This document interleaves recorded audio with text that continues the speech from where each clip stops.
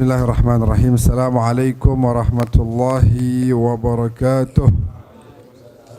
Alhamdulillah wassalatu wassalamu ala Rasulillah Sayyidina Muhammad ibn Abdullah wa ala alihi wa sahbihi wa mawala. Subhanaka la ilma lana illa ma 'allamtana innaka antal alimul hakim. Rabbi antiqni bil huda wa alhiqni bis salihin. Allahumma ja'alna hudatan muhtadin wa la taj'alna dallina mudillin. Allahumma faqihna fid din wa 'allimna ta'wil bi rahmatika ya arhamar rahimin. Amma ba'd.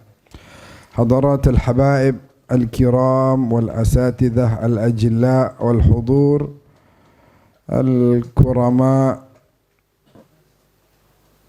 kita bersyukur kepada Allah Subhanahu wa taala alladzi waffaqana wa iyyakum lil huduri fi mithli hadhihi al majalis wa fiha tatanazzalu ar rahmah, wa nas'aluhu an la yukhrijana min hadzal makan illa wa qad ghafara an dhunubina wa kaffara an sayyiatina wa dha'afa lana hasanatina innahu huwas samiul alim. Amma ba'd. Alhamdulillah. Tadi pas lagi kita mahallul qiyam di akhir, ada sedikit tambahan di luar bacaan Simtud Durar yang begitu indah, sebenarnya luar biasa, dibawakan oleh Ustaz Sahih tadi. Ya Rasulullah ji'na liziyarah qasidina nartaji minka syafa'ah inda rabbil alamin. Ya Rasulullah ji'na, wahai kekasih Allah, kita datang. Wahai utusan Allah, kita datang. Mau ngapain? Tujuannya apa? Liziarah qasidina. Tujuannya untuk ziarah. Nabi bilang dalam hadisnya, man zarani, siapa yang datang kepadaku setelah wafatku, faka'annama zarani fi hayati, sama aja kayak datang di masa hidupku. Jadi kalau kita datang ke kota Madinah itu ziarah ke Rasulullah sama kayak kita ziarah di masa beliau masih hidup. Bisa dibayangin. Nabi yang bilang, artinya Nabi terima untuk kita datang. Nabi berikan jamuan, bedanya jamuannya bukan lagi sifatnya materi, tapi jamuannya yang bisa merasakan adalah hati. Itu siapa namanya? Maher Zain. Lagunya yang terkenal apa itu? Raqat aynaya syauqan. Mataku berderai air mata dengan kerinduan yang begitu mendalam. Wali taibata dharafata ishqan fa ataitu ila habibi fahda ya qalbu wa rifqan. Tenang hatiku, wahai hatiku tenang. Itu orang kalau mau ke Madinah biasanya begitu, deg-degan. Karena mau berjumpa dengan kekasih, deg-degan. Fahda ya qalb, tenanglah wahai hatiku, warifqan. Banyak-banyak baca solawat. Nah, begitu. Ada satu bacaan juga tuh, kaitannya dengan apa yang tadi Ustaz Sahih bawakan.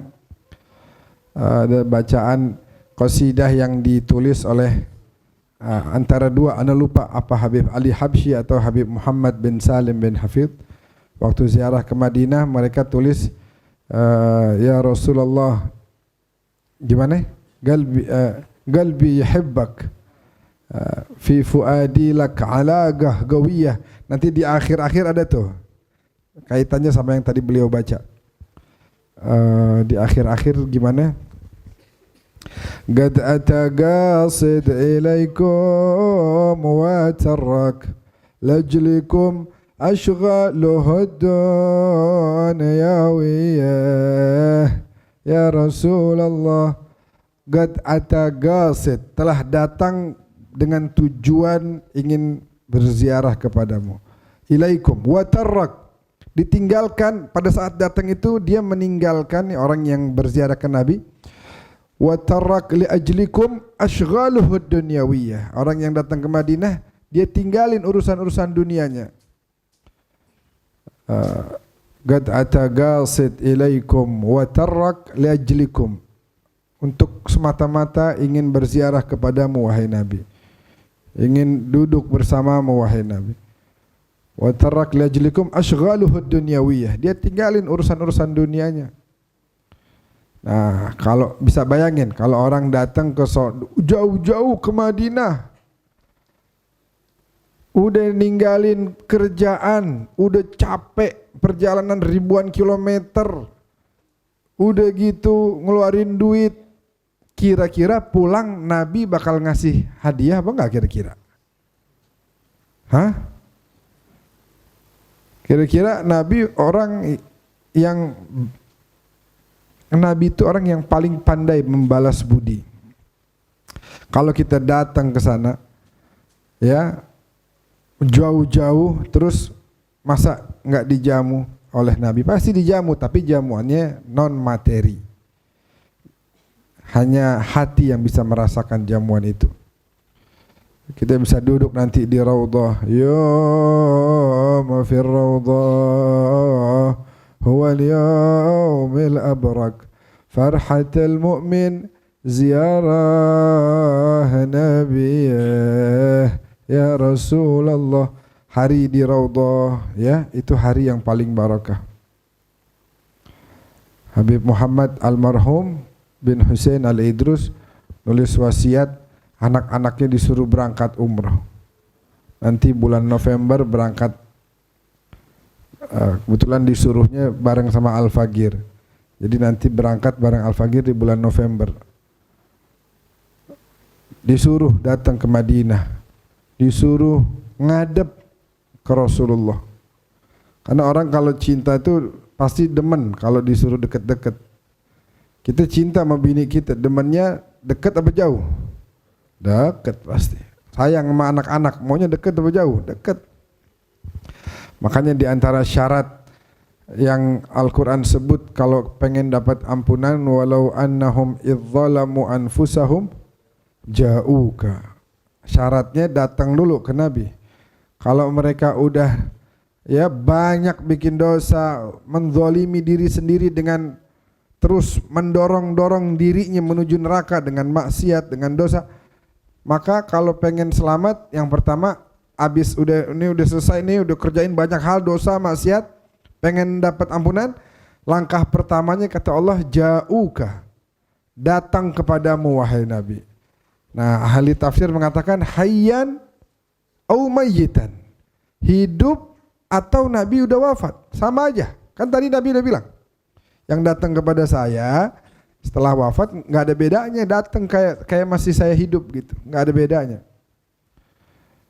Maka dari itu syaratnya datang dulu. Habis sudah datang apa? Fastaghfirullah. Mereka beristighfar di situ. Istighfar di situ, di dekat-dekat teman Nabi istighfar. Habis mereka istighfar, nanti akan ada bantuan. Wastaghfara lahumur rasul. Rasul, kata Al-Quran, akan ikut beristighfar kepada Allah untuk si orang ini. Nah, kalau udah itu yang terjadi, lawajadullaha tawwaban rahimah. Mereka akan dapati Allah tawwab, maha menerima taubat. Tapi bukan hanya maha menerima taubat, rahimah, maha penyayang. Bayangin, ente salah, udah gitu ente minta maaf, dimaafin, bukan cuma dimaafin, ente disayang. Beda antara hanya memaafkan dengan memaafkan dan menyayangi, beda banget tuh. Maka dari itu tawwaban rahimah, Allah maha menerima taubat dan maha penyayang. Nah, alhamdulillah kita sekarang sudah di akhir-akhir bulan Safar, yang mana dalam beberapa hari ke depan kita akan masuk bersama ke bulan Syahr Rabi' al-Awwal. Bulan Rabi' al-Awwal, bulan kelahirannya baginda Rasulullah sallallahu alaihi wasallam. Bulan Maulid. Bulan Rabiul Awal ini disepakati oleh seluruh ahli sejarah, seluruh ulama, bahwa itulah bulan kelahirannya Nabi. Meskipun ada yang berbeda di tanggal, tapi semua umat Islam, semua ulama dari barat sampai timur, utara sampai selatan sepakat bahwa lahirnya Nabi di bulan Rabiul Awal. Nah, yang paling masyhur di kalangan kita adalah tanggal 12 Rabiul Awal. Walaupun ada tadi yang berbeda, nggak jadi masalah.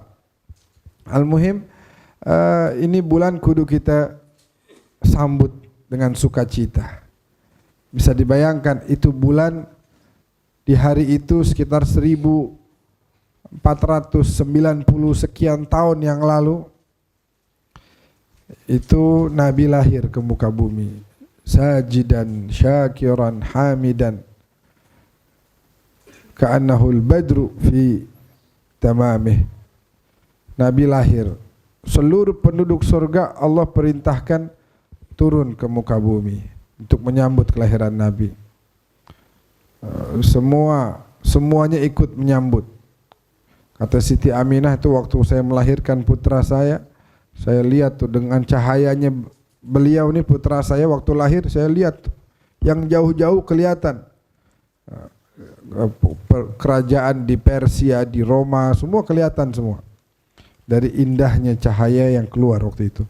Maka dari itu ada nasihat yang cukup penting menurut saya. Kan sebentar lagi hampir semua tempat pasti bikin maulid nih. Musola, surau, bahkan dari desa-desa kecil kita pernah diundang bahkan sampai ke tempat-tempat yang nggak ada sinyal, bahkan nggak ada aspal, semua ikut bikin maulid. Bayangin, nggak ada listrik, nggak ada aspal, listrik aja tuh belum ada, belum masuk tuh yang namanya kabel-kabel listrik tuh belum ada sama sekali di daerah Riau waktu itu. Di Maluku juga kita datang yang nggak ada sinyalnya. Masya Allah, nggak ada TV sama sekali. Bahkan mobil nggak ada di tempat itu. Kita udah sampai ke sana, semua bikin maulid, bayangin. Luar biasa cintanya bangsa Indonesia kepada Nabi. Beda kalau di Arab. Tempat saya belajar aja dulu, misalnya di Damaskus, peringatan maulid itu paling di bulan Rabiul Awal aja. Atau kadang-kadang sampai Rabiul Tsani masih ada. Tapi kalau di sini kan terus. Jumadil Awal masih ada, Jumadil Tsani masih ada, Rajab juga begitu. Nanti peringatan Isra Mi'raj, baca maulid juga. Sya'ban masih ada, Habib Muhammad bin Husain biasanya Sya'ban ya. Bulan Sya'ban masih bikin maulid. Begitu terus menerus. Ntar mau pindahan rumah, bikin maulid. Ntar sunatan anak, bikin maulid. Nikahin, bikin maulid. Kalau nikah lagi baru enggak. Kalau nikah lagi bikin maulid berabe, ketahuan ntar. Jadi semuanya kaitannya sama maulid. Kenapa begitu? Kenapa apa-apa maulid? Apa-apa maulid? Karena tadi kita baca, Ustaz Sahih baca tadi, Farhan tadi baca. Waktu berdiri kita baca marhaban ya Rasulullah ahlan marhaban bika inna bika nus'ad. Karena hanya bersama Nabi kita bisa bahagia. Bukan sama yang lain. Ente mau bahagia, cari sama yang lain nggak dapat. Allah semu doang. Tapi kalau ente sama Nabi pasti mendapatkan kebahagiaan. Bilal hidup dengan keterbatasan tapi sama Nabi bahagia terus. Bahagia di dunia dengan segala keterbatasan dia bahagia. Masya Allah, makanya dekat-dekat bersama Nabi. Nah, peringatan maulid itu diantara upaya kita membersamai Nabi. Maka dari itu ada nasihat yang cukup baik bahwa kalau mau bikin maulid, kira-kira bikin acara yang bikin Nabi senang, bikin Nabi ridho. Apalagi kita di mana-mana kan kalau diadain maulid tuh kadang-kadang suka ada minta sumbangan, bantuan warga sekitar. Ayo nih, mau nyumbang nggak mau bikin maulid Nabi Muhammad? Ternyata pas di sebagian tempat, Anda pernah lihat, ternyata habis baca maulid, ya baca maulid bagus kan, tapi kan tidak difahami oleh banyak orang, sehingga perlu untuk dijelaskan tentang hadis-hadis Nabi atau apa-apa yang tertulis di kitab maulid, sejarah Nabi. Nah akhirnya enggak, baca maulidnya bahasa Arab itu udah pada banyak yang nggak paham, ditambah yang ceramah isinya ngelantur ke sono kemari. Biasanya kalau lagi rapat panitia begitu tuh, Ntar hari apa ya? Tanggal sekian aja. Oh yaudah catat tanggal sekian. Terus kira-kira makannya apa ya? Makan ini, ntar beli sama si itu aja tuh makannya. Oh yaudah, set udah catat pembahasan tentang penceramah. Pasti ada usulan tuh. Ceramah yang lucu aja penceramahnya. Cari yang lucu. Nah, lucu boleh nggak? Lucu boleh. Tapi yang salah itu adalah lucu yang kelewat batas, yang kasar, yang jorok, yang porno, bahas tentang perabotan perempuan. Ya kan, suka ada yang begitu tuh. Bahas tentang suami sama istri begini. Banyak bocah-bocah dengerin.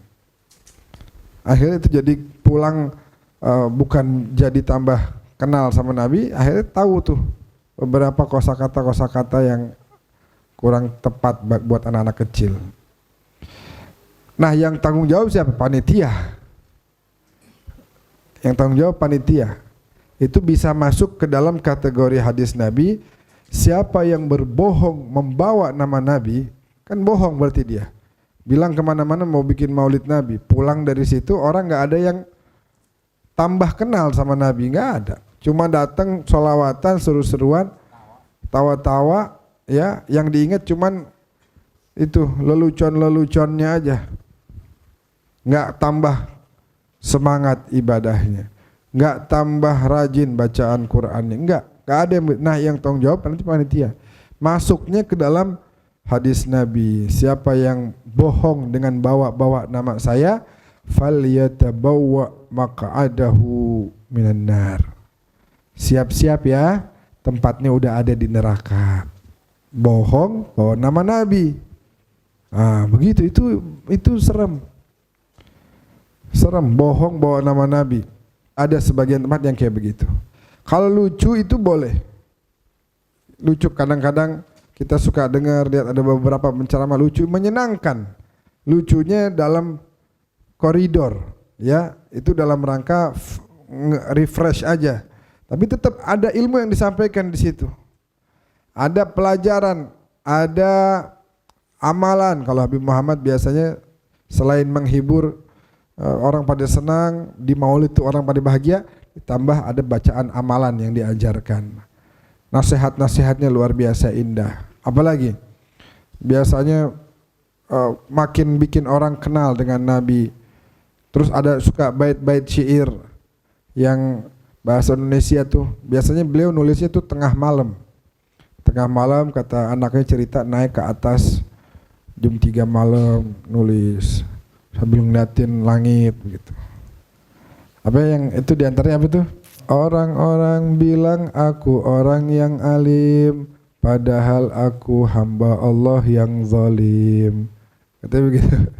Itu bentuk orang, karena orang kan banyak nih. Padahal beliau merasa begitu, tawadhu. Nah, orang kalau tawadhu rafa'ahullah, diangkat sama Allah. Nah, jadi begitu ya buat para panitia nih, sebentar lagi nih acara-acara maulid di mana-mana boleh aja ngundang yang lucu, boleh.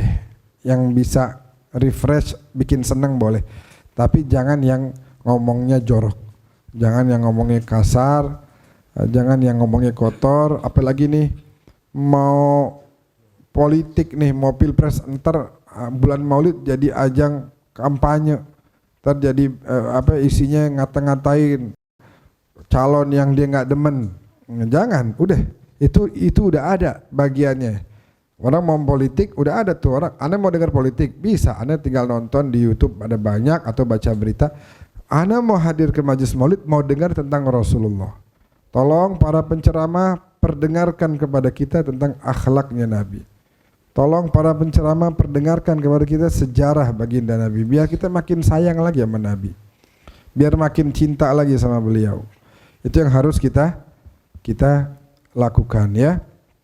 Nah, kita baca ya. Kita baca. Ketahuilah bahwasanya para nabi-nabi, para rasul itu mereka, ini di antara sifat mereka yang indah. Mereka tidak pernah mendoakan buruk atau nyumpahin sumpah serapah kepada orang yang zalim kepada mereka.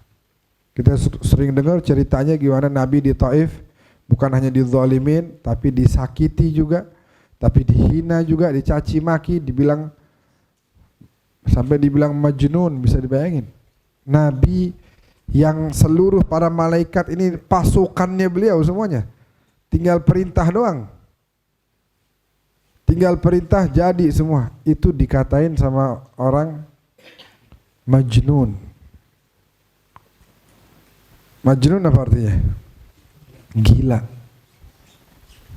Coba abis ini kita keluar tiba-tiba di depan sono ada yang teriakin kita, gila lo, dasar lo, orang gila lo. Emosi kita. Nabi tidak. Bahkan dapat tawaran, ternyata Nabi tolak.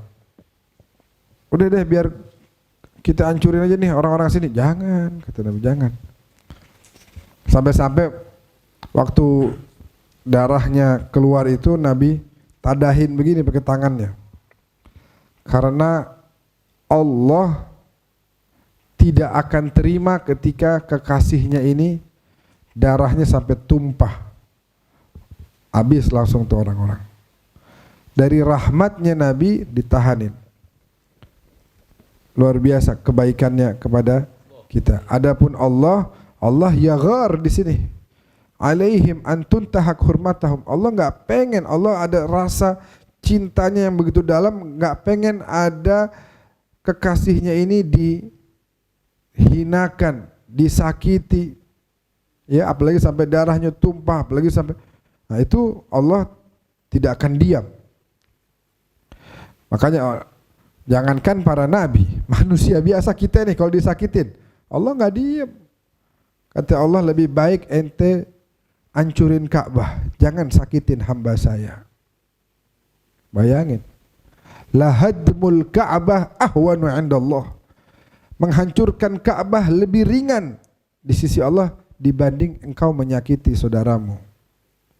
Nah, seorang muslim yang biasa romannya nih, ya kayak kita nih, model-modelan kita nih, model kita gini, ini aja segitu dicintai oleh Allah karena kita insan, manusia, hamba Allah yang Allah muliakan. Walaqad karramna bani Adam. Kita dijaga kemuliaannya. Kata Allah, kata Nabi, lahadmul Ka'bah, sungguh menghancurkan Ka'bah ahwanu indallah, lebih ringan di sisi Allah daripada engkau menyakiti seorang muslim. Bisa dibayangkan, apalagi yang disakiti Nabi, apalagi yang disakiti Rasul. Luar biasa. Makanya tuh perang Badar Allah kirim tuh para malaikat untuk ikut membantu. Siapa yang memusuhi wali atau orang soleh, maka aku menyatakan diri, kata Allah, perang bersamanya. Bayangin, diajakin perang sama Allah. Waduh. Makanya jangan kita sakiti hati orang-orang saleh, hati aulia, apalagi hati para anbiya. Senengin mereka, disenengin sama Allah. Man adzani faqad adzallah, kata Nabi. Siapa yang mengganggu saya, berarti sama dia mengganggu Allah. Tapi siapa yang bikin senang saya, sama juga bikin senang Allah. Allah Ta'ala menyatakan perang kepada 3 kelompok manusia. Yang pertama, qati'at tariq. Qati'at tariq itu kalau sekarang begal apa begal? Begal. Qutta'ut turuq. Kalau bahasa itunya kalau nggak salah apa? Kan ada perampok, ada perompak, benar gak? Perompak ya, benar ya? Perompak di laut. Oh, perampok darat, perompak laut ya. Nah, ini mereka orang-orang yang kerjaannya merampas harta orang lain.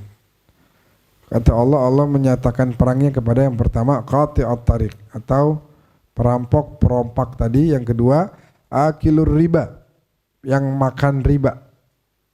Yang makan riba ini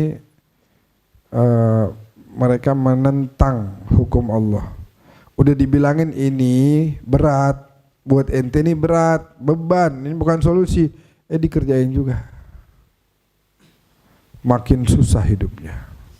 Allah Ta'ala berfirman, wahai orang-orang beriman, bertakwalah kepada Allah dan hindari dirimu dari memakan yang riba. Kalau memang kalian orang-orang yang beriman. Kalau kalian enggak lakukan itu, masih makan yang riba, fa'dhanu biharbim minallah wa rasulih. Maka izinkan ya, Allah dan Rasulnya akan memerangimu, katanya. Waduh, serem. Yang ketiga adalah al-mu'dzi li awliyaih. Juga Allah menyatakan perang kepada orang yang mengganggu wali-walinya. Innama jazaa'ul ladzina yuharribuna Allah wa rasulahu sampai akhir ayat. Dan juga tadi ayatnya yang hadisnya kita baca, man adza waliyan faqad haraballah. Wali itu tidak senang ketika kita menghina mereka, menjatuhkan martabat mereka, bukan karena lagi bela dirinya, bukan. Lagi membela sirrul wilayah yang Allah titipkan di hati, sirrul ilm, sirrul syariah. Jadi dia marahnya itu bukan karena dirinya. Kalau beliau digoda pribadinya, maka beliau akan maafkan. Wa idza dhuyi'a haqqullah lam yaqum ahadun li ghadabih. Tapi kalau Allah yang dijatuhkan, ya, coba bayangin nih, ini luar biasa. Nabinya ketika dihina atau dicaci maki pribadinya, nabinya enggak bales, tapi Allah yang ngebales. Begitu. Tapi kalau hak-hak Allahnya yang dihinakan, maka Nabi akan terus ada paling depan untuk membela hak-hak Allah. Azim. Nah, jadi bukan memuliakan pribadinya, bukan. Kalau dulu orang Arab tuh di antara ciri orang yang terhormat kalau di zaman itu, mereka tidak mau bawa barang-barang bawaannya sendiri, selalu nyuruh orang. Itu ciri orang itu orang yang katanya orang kaya, orang lain dan lain sebagainya. Tapi kalau Nabi setiap pulang dari pasar tangannya nenteng. Itu banyak orang nawarin jasa. Ya Rasulullah, udah biar kita. Lah. Sahibu syai' ahaq an yahmilah. Pemilik sedang dia yang lebih utama, dia yang lebih berhak untuk membawanya. Udah biar saya bawa. Jadi dari tawadhu'nya sampai begitu. Maka dari itu orang-orang yang tidak memiliki sifat itu disebutnya orang-orang yang sombong. Dan adapun kita diperintahkan di sini untuk memuliakan orang-orang saleh, orang-orang aulia tadi. Kalau seandainya mereka disakiti, biasanya mereka itu sedih bukan karena pribadinya, tapi karena syariat yang ada dalam hatinya. Maka dari itu kita melihat misalnya zaman sekarang ini begitu, orang pengennya kelihatan bagaimana begitu. Kalau Nabi aja dulu bawa barangnya sendiri, sekarang orang pada banyak kelihatan maunya dibawain, maunya dilayani, maunya di. Makanya itu di zaman Buhlul ini orang yang unik ya, antik. Jadi ada jamuan makanan untuk orang-orang yang ya untuk warga sekitar lah. Apalagi tokoh-tokoh agama dihormatin banget. Dia datang mau makan, ditolak dia. Nggak bisa. Sana, nggak boleh masuk. Akhirnya dia pulang, dia pakai sorban, dia pakai jubah, dia pakai rida. Begitu nyampe sana disuruh masuk. Begitu dia ambil tuh makanan, dia lepas tuh sorban. Makan. Yang diundang ente bukan ana katanya.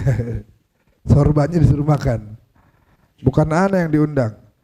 Nah, sekarang orang nilainya dengan madhar, dengan mazahir. Padahal yang dinilai sama Allah bukan zahir, bukan fisik, tapi justru hati. Innallaha la yanzur ila suwarikum. Allah enggak lihat fisik kalian. Biar kata orang ganteng kayak gimana juga, yang dilihat itu hatinya. Yang enak kalau udah mukanya ganteng, hatinya bersih kayak Habib Muhammad nih. Ya, Nabi Yusuf.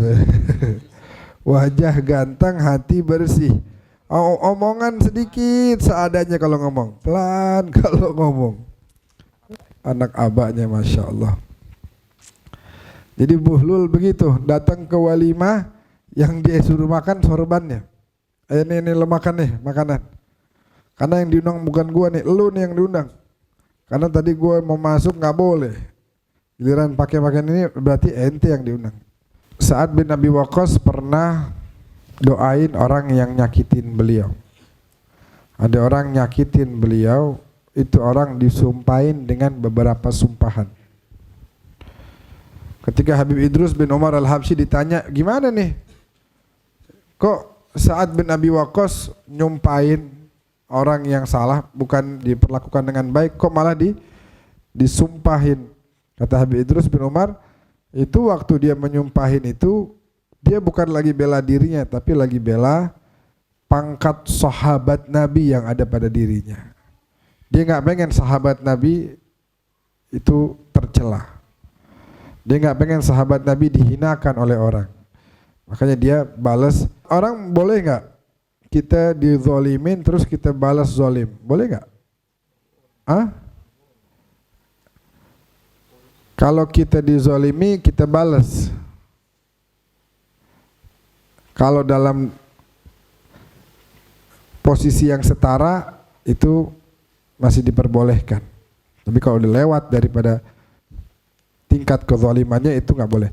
Tapi kalau kita lihat bahwa pangkat yang lebih tinggi dari itu adalah jangan dibalas dengan kezaliman. Misalnya kita nuntut hak. Kita punya tangan dipotong misalnya sama orang. Nah, kita boleh nuntut hak, potong balik nih orang. Tapi kalau lebih dari itu nggak boleh. Kadang karena emosi dan lain sebagainya. Namun yang lebih utama lagi adalah memaafkan.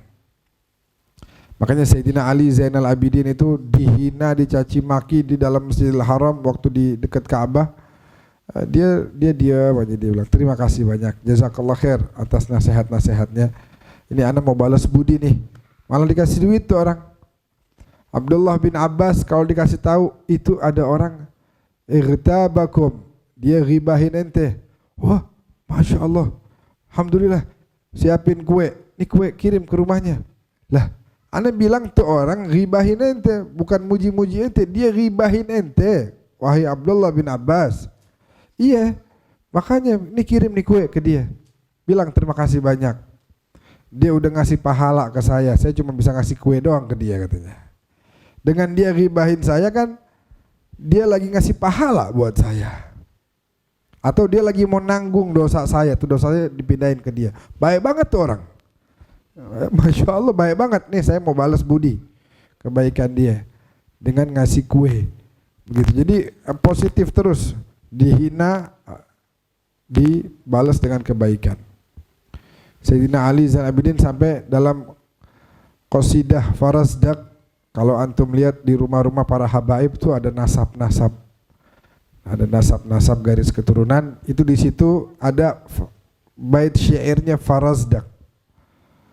Ya sa'ili aina halal judu wal karamu indi bayanun idza tullabuhu qadimu hadha alladhi ta'rifu al batha wa ta'atahu wal baytu ya'rifuhu wal hillu wal haramu hadha ibnu Fatimatin in kunta jahilahu bijaddihi anbiya Allah qad khutimu.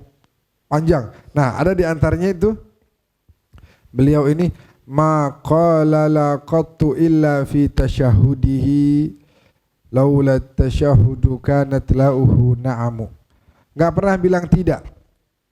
Seumur hidup tidak pernah bilang tidak. Yo, wahai Ali Zabidin, bantu saya ya. Iya. Wahai Ali Zabidin, saya minta ini. Iya. Wahai Ali Zabidin, boleh nggak saya? Iya. Nggak pernah bilang tidak seumur hidup. Cuma bilang tidaknya waktu tasyahud doang, baca syahadat. Asyhadu alla, aku bersaksi tidak ada Tuhan selain Allah. Di situ baru bilang tidak. Tapi selain itu seumur hidupnya selalu bilang iya, iya, iya. Apalagi ada orang minta tolong, ada orang minta ini, itu diiyakan. Masya Allah, baik sama semua orang. Nah, itu Sayyidina Ali Zainal Abidin radhiyallahu anhu wa ardhah. Kenapa Sa'ad bin Abi Waqqas kok malah mendoakan buruk orang yang menzalimi dia, bukan dimaafkan? Nah, jadi ada itu di sini katanya Habib Idrus bin Umar, bi anna hadza laisa min bab fadilatil afwi 'alal intiqam. Kisah ini bukan tentang keutamaan memaafkan orang yang bikin salah, keutamaan memaafkan daripada balas dendam. Itu ya. Tapi di sini Sayyidina Sa'ad bin Abi Waqqas bukan sedang intiqam li nafsih, tapi fa'ala dzalika intiqaman li hurmati suhbah an tuntahak. Enggak terima kalau sahabat, maqam sahabat ini menjadi dihinakan oleh orang. Ada ghibah, ada namimah. Mal farqu baina al-ghibah wan namimah? Ada ghibah, ada namimah. Ada buhtan. Apa bedanya dari itu semua apa tuh? Itu semua penyakit hati. Kalau ghibah itu ngomongin kejelekan orang. Yang mana kalau orang ini tahu kita ngomongin keburukan ini, pasti dia akan sedih, dia nggak akan senang. Orang lagi nggak ada nih kita ngomongin. Itu tahu nggak itu si ini dia ngomongin emang fakta. Itu satu hal yang fakta. Nah, karena fakta itu disebut ghibah. Ketika fitnah disebut buhtan. Nah, buhtan itu justru berbohong, ngomongin kejelekan orang padahal orang itu nggak jelek.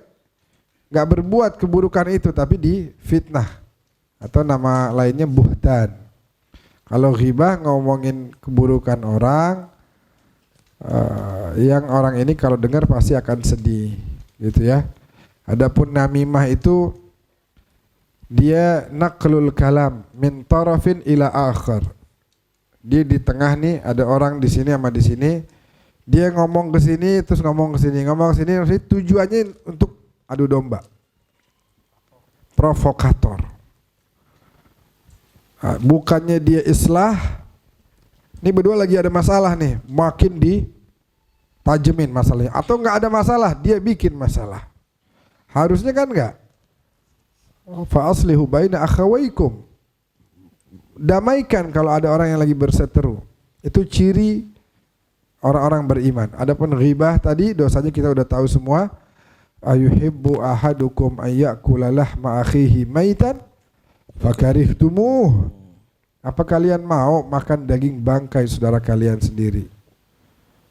Itu Nabi dan orang-orang salihin bisa ngeliat tuh. Kalau orang ghibah, terus orang-orang yang terbuka kasyafnya oleh Allah, dia bisa lihat mulutnya lagi berlumuran darah, ada daging-daging bangkainya. Karena dia habis ghibah. Nah, ghibah ini penyakit yang bahaya luar biasa. Kemarin bulan Ramadan Anda sempat bahas kisah satu orang, dia nggak pernah ingat nama orang. Rupanya karena dia minta supaya dia tidak bisa ghibah. Pernah ingat nama orang? Siapapun, teman dekatnya, murid-muridnya, semua nggak ada yang dikenal. Kenapa? Karena alasannya dia minta sama Allah biar saya nggak ghibah. Nanti suatu saat saya mau ngomongin orang, bagaimana? Bingung. Namanya saya nggak tahu. Si itu, aduh, udah deh, bingung dia karena nggak tahu namanya. Karena memang bahaya sekali. Anda pernah dengar adanya jid itu kalau ada orang datang disambut. Ahlan, wasahlan. Minum teh, minum kopi, minum apa, makan ini. Oh deh Bu, makasih Bu Syekha, Pak Syekha, makasih banyak nih. Pak Syekha, tahu gak tadi itu di situ ada ini. Itu dia langsung berdiri, dia masuk kamar. Terus dia suruh siapa yang ada di situ, bilangin tuh tamu suruh pulang. Nggak dikasih muka, nggak dikasih kesempatan. Begitu nih mulai satu kata aja, Bu Syekha itu tetangga kita yang di situ, tahu gak masa tadi dia langsung dia diri, dia masuk kamar. Bilangin tuh yang di depan tuh. Oh yang tamu yang baru datang, iya, suruh keluar. Tehnya baru mau dibikin, enggak, suruh pulang aja. Karena bahaya luar biasa. Kalau Anda sih, alhamdulillah Anda mah nggak ngomongin orang. Cuma kebetulan dengerin aja sih, saya mah nggak ngomongin. Lah kalau lo nggak dengerin, nggak terjadi itu ghibah. Kayak tadi, Syarifah Syekha, dia nggak mau dengerin, akhirnya nggak terjadi itu ghibah. Ghibah itu karena ada yang bicara, ada yang mendengarkan. Ya, maka dari itu jauhkan. Ada lagi yang dengar katanya kalau ngomongin orang tuh jangan sebut nama biar nggak jadi ghibah. Akhirnya dia ngomong, anak nggak mau nyebut nama nih katanya. Satu teman kita, mudah-mudahan Allah kasih hidayah. Anak mah sayang sama dia, cuman anak cerita nggak mau nyebut nama nih, minta maaf sebelumnya. Ada teman kita yang ya masih wilayah Condet lah rumahnya. Condet, sering datang ke majelis, kadang-kadang naik motor warnanya merah misalnya nih, kadang-kadang sama anaknya dibawa itu. Akhirnya semua ciri-ciri disebutin. Rumahnya yang di situ, gang Bulu masuk sebelah kanan. Oh si ini Fawaz misalnya. Loh, lu yang ngomongin ya, gue sih gak ngomongin orang, lu ya. Ya, lu nyebut cuman kurang nama doang itu. Semuanya ciri-cirinya udah disebutin. Ada ismuhu ghibah kadzalik. Fi ahli ilm min kabairidz dzunub. Ghibah apalagi ghibahin atau namimah adu domba ahli ilm. Itu diantara kabair. Apa kabair? Kabair itu dosa-dosa besar. Jadi orang yang kalau paham belajar bahasa Arab bisa membedakan tuh kabair, akabir, kibar, itu semua mirip-mirip, hampir sama, tapi artinya beda. Kalau kita bilang oh ini orang hadza minal kibar, termasuk orang-orang besar, minal akabir, termasuk orang-orang besar. Tapi kalau kita bilang minal kabair, termasuk dosa-dosa besar. Jangan kita bilang kabair. Ada masya Allah minal kabair ada. Waduh, minal kabair. Salah ngomong bahaya. Salah ngomong bahaya. Wah banyak tuh kisah-kisah orang salah ngomong akhirnya jadi berabe artinya. Fa'iluhu fasiqun mardudu syahadah. Orangnya melakukan itu fasik dan kesaksiannya tidak diterima. Ini kita baca singkat aja karena kurang lebih banyak samanya ya. Ini Abul Abbas Al-Mursi bilang, saya pernah coba inget-inget orang sekitar saya nih yang udah pada meninggal, saya inget-inget satu-satu. Ternyata fama ra'ayna ahadan ankara alaihim wa mata bi khairin abadan. Nggak pernah ada orang yang selama hidupnya melakukan pengingkaran kepada orang-orang soleh kecuali pasti matinya jelek, pasti matinya buruk, matinya su'ul khatimah. Nggak ada ceritanya matinya baik-baik aja, itu nggak ada. Jadi keingetan tadi pembahasan di awal kita tentang ziarah Nabi, Habib Ali bin Hasan pernah mau ziarah Nabi tapi gemeteran ketakutan. Mau masuk ke Babus Salam ketakutan. Tiba-tiba beliau bilang Abdak Ali bin Hasan Attas ja bi'tiraf bi husn dhannih ala abwabak tijarra. Panjang itu agak sidahnya. Habib Ali bin Hasan bilang budakmu Ali bin Hasan Al-Attas ini datang bawa pengakuan banyak bikin salah. Ini sebenarnya saya ini kurang ajar banget, kata Habib Ali bin Hasan. Saya kurang ajar banget, maafin saya. Saya kurang ajar karena kok berani-beraninya saya menapakkan kaki saya di Madinah ini. Kok berani-beraninya kaki saya bawa ke kota suci, bahkan ke depan Babus Salam, di mana sebentar lagi akan dekat lagi udah sampai ke makamnya Nabi, jarak sekian puluh meter lagi. Saya mah kurang ajar banget ini sebenarnya. Siapa saya kok berani saya kemari? Kurang ajar banget saya. Tapi beliau bilang apa? bihusn dhannih ala abwabik tijarra. Tapi saya husnudzon. Kenapa saya berani ke sini? Emang saya kotor, emang saya banyak salah, tapi engkau kan disebuti oleh Allah Azizun alaihi ma'anittum harisun alaikum bil mu'minina raufur rahim. Ini saya ini datang banyak salah, banyak dosa, kurang ajar, tapi engkau pasti mau terima saya. Pasti engkau yang sangat baik wahai Nabi, engkau pasti mau terima saya. Engkau sangat baik, engkau sangat mulia. Engkau menerima orang-orang yang seperti saya ini. Itu begitu. Harus ada tuh rasa penyadaran dalam hati kita. Habib Ali bin Hasan cerita Syekh Abdul Qadir Al-Jailani sama satu lagi temannya namanya Ibnu Saqqa, dua-duanya ini ulama. Datang ke satu orang namanya Al-Ghawth, wali min auliyaillah. Syekh Abdul Qadir datang ke situ dengan niat pengen ngarep barokah. Ibnu Saqqa datang pengen ngetes, pengen ngecek, pengen cari-cari kesalahan. Begitu datang berdua langsung kata Al-Ghawth, ya Abdul Qadir, wahai Abdul Qadir, ka'anni bika yauman, aku melihat satu hari nanti engkau duduk di atas kursi wilayah tingkat kewalian, dan nanti pada saat itu kakimu berada di leher-lehernya para wali-wali yang lain. Artinya pangkat kamu pangkat yang tinggi luar biasa. Nanti suatu saat kamu bakal begitu. Ibnu Saqqa, udah kamu diam, jangan banyak ngomong. Dalam ucapanmu itu, dalam omonganmu itu aku mencium aroma kekufuran. Aku melihat bahwa suatu hari nanti kamu akan mati dalam keadaan di luar Islam. Padahal Ibnu Saqqa alim kabir wa kana min kibaril ulama, bahkan termasuk ulama besar. Akhirnya hari itu benar Abdul Qadir Jailani sebagaimana kita tahu bagaimana beliau. Ibnu Saqqa, terjadi diskusi antara muslimin dan Nasrani, dan Ibnu Saqqa ditunjuk menjadi penengah saat itu. Penengah antara dua kelompok ini sampai akhirnya dia futina wa tanassar, termakan fitnah dan akhirnya dia masuk ke agama Kristen. Padahal min kibaril ulama. Jangan Ibnu Saqqa, di sini ada yang di UIN ngajar tuh.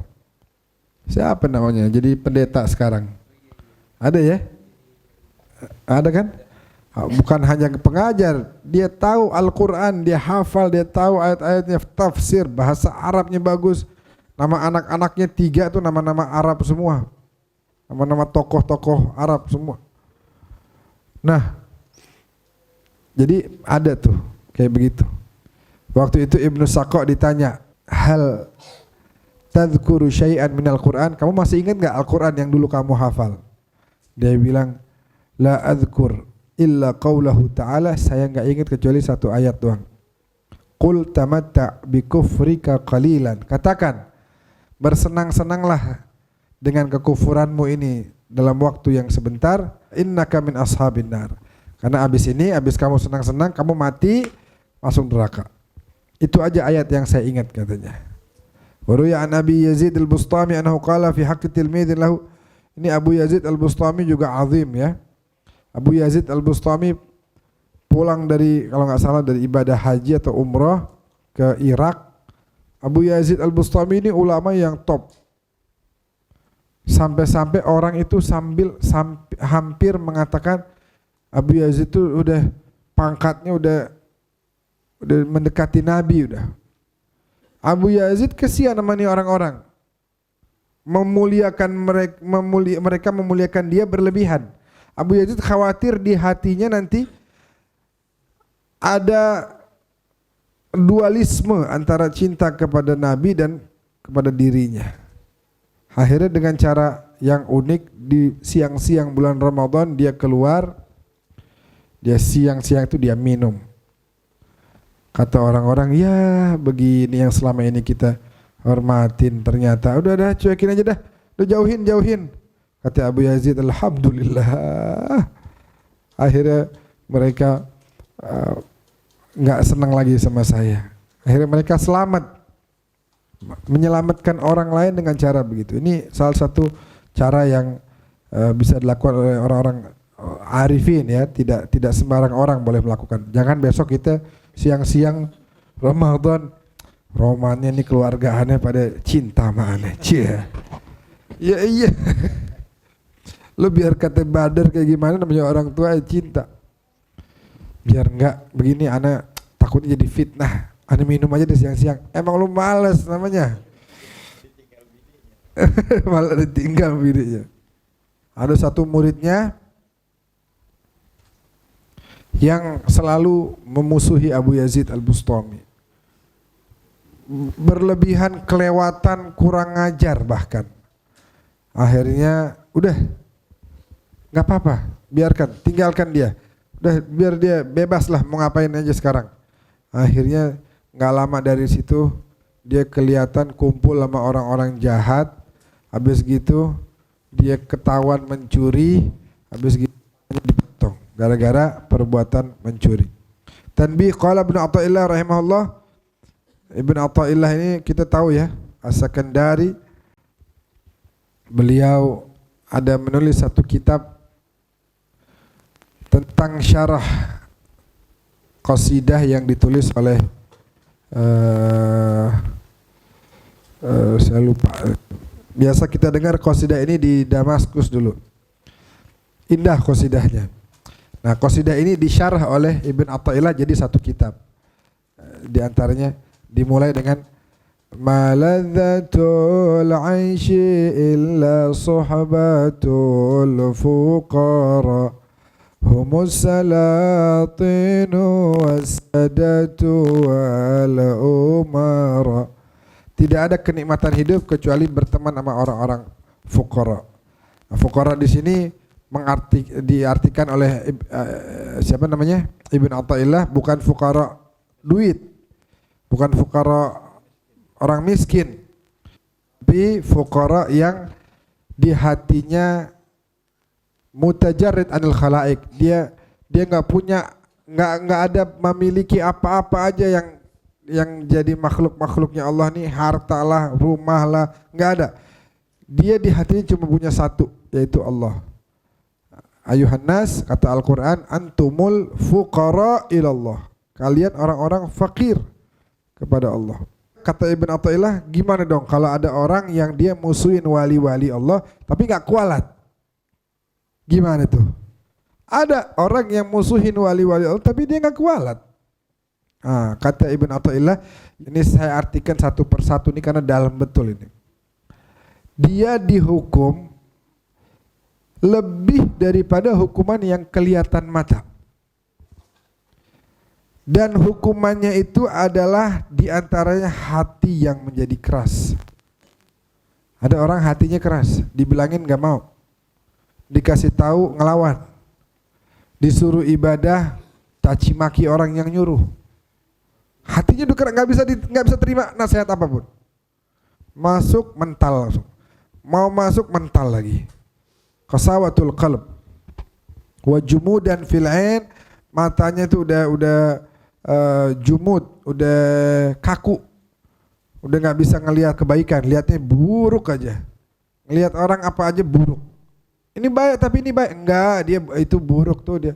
Jadi dia cuma pura-pura baik doang. Jadi semua dia anggapnya buruk. Wa ta'wiqan an ta'atillah, miring. Dia berpaling dari ketaatan kepada Allah. Awqan fi maksiati, dan dia terus bermaksiat.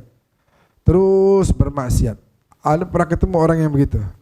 Teman kebetulan, Mat, gue ini, gue itu, gue ini, gue itu, gue ini, gue itu, tapi lihat dong, hidup gue enak-enak aja. Ya Allah, Anda bilang, ini namanya istidraj. Ini namanya hukuman yang terberat dari Allah. Kok bisa hukuman apa? Gue enak hidup gue. Ini, lo dibiarin terus begini sampai matinya begini ntar. Itu hukuman yang berat, luar biasa. Nah, terus fala yalzamu ta'jilu uqubati. Kenapa Allah enggak hukum dia di dunia? Karena bagi Allah dunia singkat, sebentar, gak usah diburu-buruin harus sekarang, nggak apa-apa nanti dihukumnya. Lebih berat lagi. Di akhirat hukumannya lebih berat lagi. Kalau dunia mah singkat, ngapain buru-buru dihukum di sini? Ada orang-orang yang modelan begitu. Makanya dalam hadis, idza aradallahu bi 'abdin syarran, ketika Allah ini hambanya udah kelewat batas, udah nggak bisa dibilangin, ya, anzartahum am lam tunzirhum la yu'minun, mau dikasih tahu nggak dikasih tahu nggak bakal beriman. Nah, ini yang begini maka akan dapat keburukan nanti apa? Ditahan hukumannya di dunia. Biar dia nggak sadar-sadar, biar dia terbuai dengan kenikmatan dunia, ditahan, nggak apa-apa, ntar aja hukumannya ntar. Yang modelan begini, ntar di akhirat baru dihukum. Kalau mau protes boleh, tapi dasarnya syariat, jangan ada kebencian. Nah, kayak sekarang nih ada orang protes masalah nasab misalnya. Kalau masalah nasab protesnya itu terkait dengan syariat, ya boleh, tapi kalau ada kebencian hati-hati. Ini urusan sama Rasulullah ini, aduh serem. Jadi kalau kaitannya dengan syariat, tapi itu yang kayak begitu ada tuh. Kayak misalnya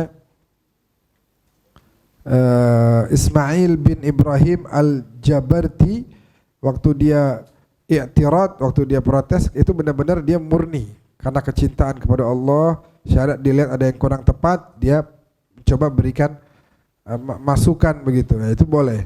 Tapi kalau mau dasarnya kebencian, serem banget. Itu jadi fitnah tuh, jadi adu domba nanti sama sesama kita. Wallahu a'lam bissawab.